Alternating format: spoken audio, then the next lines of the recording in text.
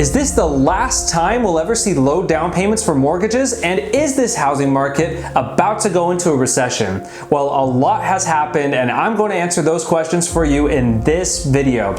What's up guys, it's James Allen, the out-of-state investor, and in this video, I'm going to talk first and foremost about the new mortgage borrowing standards that JP Morgan Chase just recently implemented and how that could potentially mean bad things for the housing market. But before I get started, go ahead and smash the like button and subscribe to the channel if you like all things real estate and personal finance. And with that said, let's get started. Wow, I can't believe it, but I guess I shouldn't be surprised. Chase Bank has just reportedly raised their mortgage borrowing standards, and I quote, in response to the economic uncertainty. Now this is a huge deal because Chase Bank was the fourth largest mortgage lender in 2019, and the scary thing is these actions could easily lead to other banks following suit, just like Wells Fargo already has, which means that a lot less people will qualify for a mortgage, which could then contribute to us going into a housing market recession. JP Morgan is clearly doing this to protect themselves since there is a high likelihood of more layoffs, homes going down in value, or even just wages going down.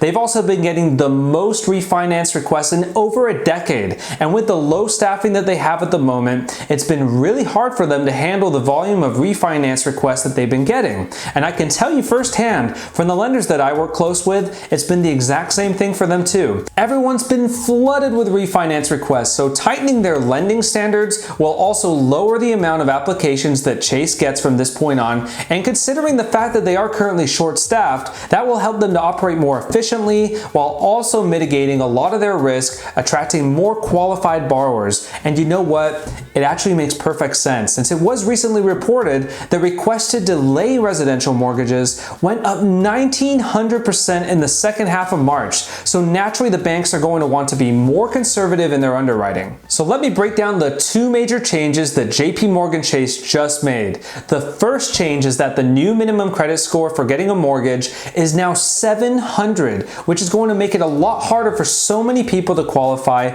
But worse than that is the second major change they made, which is requiring no less than a minimum down payment of 20%. Imagine what this does for people in places like New York or California. A $500,000 house will now require a minimum of a $100,000 down payment, and that doesn't even include closing costs and required reserves. Now with that said, there is some good news, if you want to call it that. The new credit standards do not apply to JP Morgan's 4 million existing customers or to low to moderate income borrowers that apply for their Dream Maker product, which is a 3% down and a minimum 620 credit score.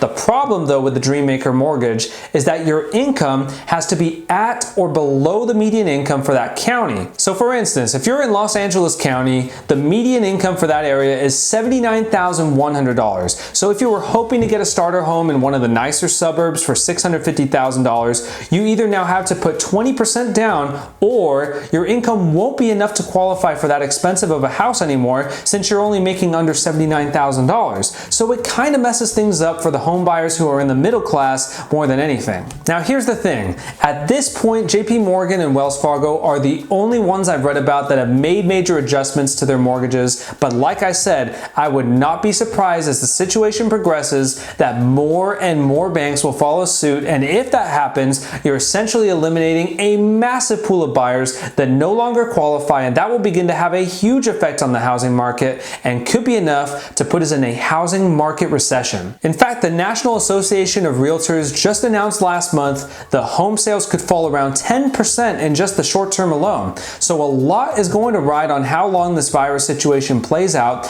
but nonetheless, we have to start thinking ahead and be prepared for what could be coming our way. And you can be sure that I'm going to keep you guys in the loop with what's going on. So definitely subscribe if you want to stay up to date with all things real estate and personal finance. Also, if you felt the video provided some value to you, go ahead and smash the like button, and definitely let me know your thoughts or any questions you have in the comments below, and I'll do my best to respond. Also, follow me on Instagram at the Out of State Investor. Thanks again for watching, and I'll see you on the next one.